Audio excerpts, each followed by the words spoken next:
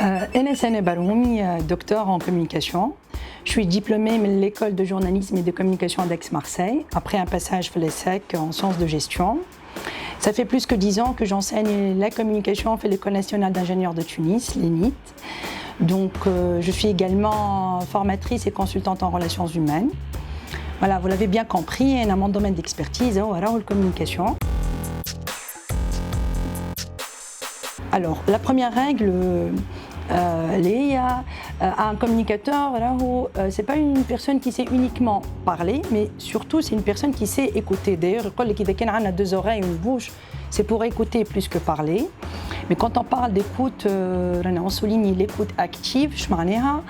Quand on écoute l'autre, c'est pas forcément pour répondre, mais uniquement et essentiellement pour comprendre.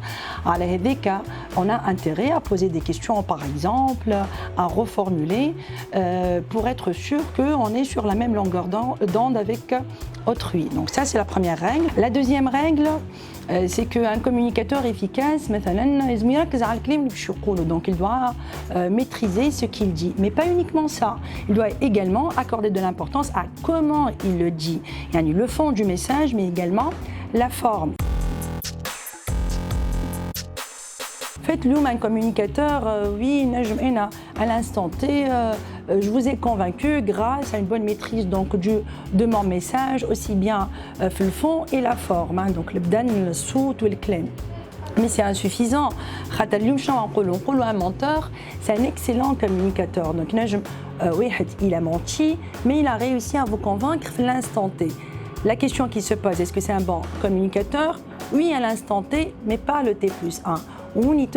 La congruence d'un communicateur, la crédibilité, donc cette cohérence, donc son comportement, mais le plus important et le plus dur, c'est cette congruence sur le long terme.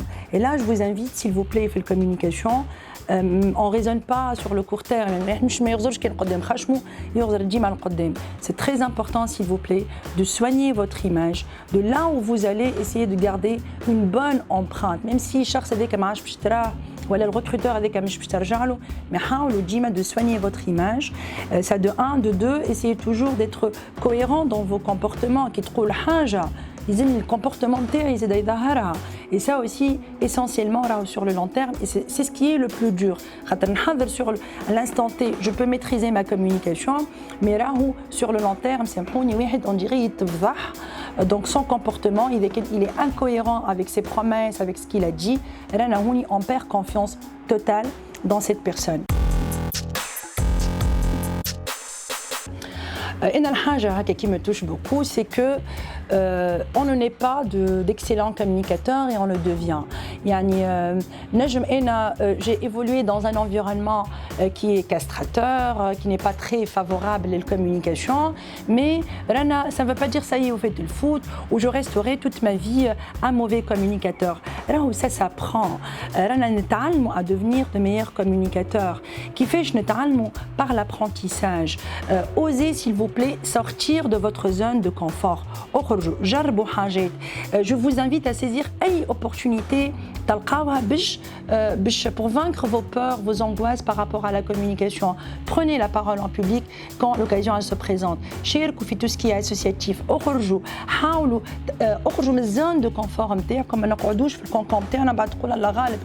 suis un mauvais communicateur et je le resterai. Ce n'est pas vrai. La communication,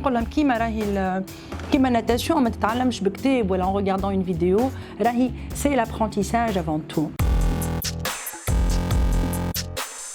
Et en tant que formatrice, j'ai l'occasion et la chance, je dirais, de rencontrer de magnifiques personnes. Et deux abed que j'ai rencontrés qui m'ont énormément marqué, 2 apprenants. Alors la première, c'est Smaha Tidel, dans le cadre d'une formation également en communication en 2016. Elle était ingénieure, elle avait à l'époque 36 ans.